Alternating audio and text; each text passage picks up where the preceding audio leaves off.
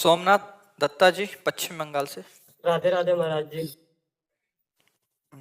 महाराज जी, आजकल बहुत सारे ऐसे प्रश्न आ रहे हैं कि 1 जनवरी 2025 से नया साल लग रहा है, हम अपनी गलत आदतों को छोड़ना चाहते हैं। महाराज जी, इसमें हमारा इसमें एक वो था महाराज जी, क्या होता है कि नियम तो लिया बट कुछ दिन बाद फिर टूट जाता है महाराज जी, ऐसा क्यों और इसको कैसे दृढ़ करें? देखो, बिना भजन के आप में पावर नहीं आएगा और बिना पावर के कोई संकल्प रुकता नहीं है। जैसे हम कसम खाई, संकल्प लिया, तो उसके लिए हमें पावर तो चाहिए, अध्यात्म बल, वो मिलेगा नाम जप से। जितना नाम जप करोगे, श्री हरिवंश नाम बल लहों, अपने मन भाई सब कहों, राहों शरण हरिवंश की। जब हम आचार्य और गुरु की शरण में होकर उनका नाम जप करते हैं तो हमारे अंदर बल बढ़ता है। आज से नहीं करूंगा तो नहीं करूंगा। अब बल नहीं, हमने कसम खाया और मन ललचा रहा तो 2 दिन 4 दिन 10 दिन लड़ेंगे, इसके बाद फिर गिर जाएंगे। तो हमें लगता है अगला पैर यदि हम ठीक से जमा लें तो पिछला अपने आप उठ जाएगा, उसके लिए प्रयास नहीं करना पड़ेगा। तो हमें कसम खाने की जरूरत नहीं है, हमें नियम में आने की जरूरत है।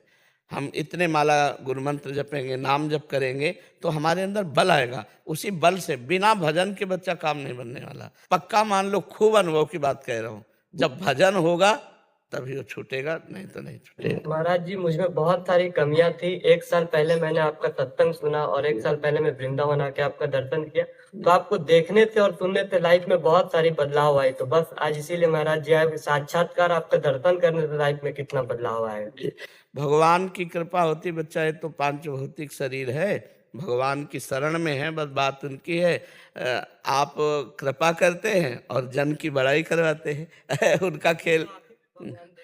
हाँ बच्चा, जब हाँ ऐसा भाव अगर किया जाए तो जब हम पाषाण में भगवान देख लेते हैं, काष्ठ में भगवान देख लेते हैं, तो हम मनुष्य रूप में भगवान को क्यों नहीं देख सकते। और फिर भगवान स्वयं आदेश करते हैं, सातों सम महिमय जग देखा और मोते अधिक संत कर लेखा।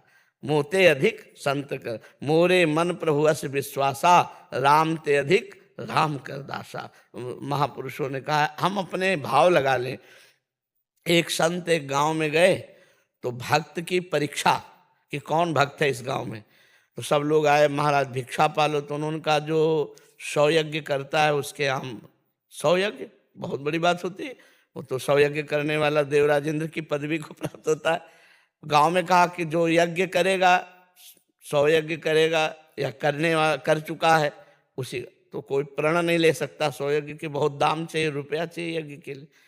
अब गांव से पहले ये था कि कोई भूखा ना जाए, अतिथि भूखा ना जाए, संत भूखा ना जाए, बड़ी मर्यादाएं थी पहले, बहुत मर्यादा थी।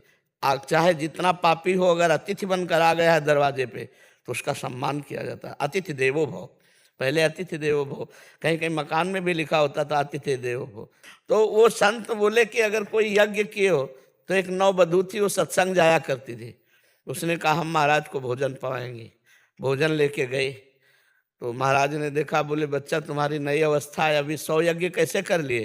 बोले महाराज 100 तो बहुत कम होते हैं, अगर संत दरस को चालिए तज माया अभिमान, ज्यों ज्यों पग आगे बढ़े कोटिन यज्ञ समा पा लिए। क्योंकि सत्संगी थी। अगर हम संत दर्शन के लिए अभिमान छोड़कर जाते हैं कि आज हमें भगवान के भक्त के दर्शन होंगे, तो एक एक कदम पर करोड़ करोड़ यज्ञ का फल कहा गया है। संत दर्श को चालिए तज माया अभिमान, ज्यों ज्यों पग आगे बढ़े कोटिन यज्ञ समान। तो भगवान कृपालु हैं, वही सब पे कृपा कर रहे हैं। निमित्त अपने भक्त को बना देते हैं जिससे उसका यश होता है। भगवान छुपे छुपे सब वही कर रहे हैं, उन्हीं का प्रताप है।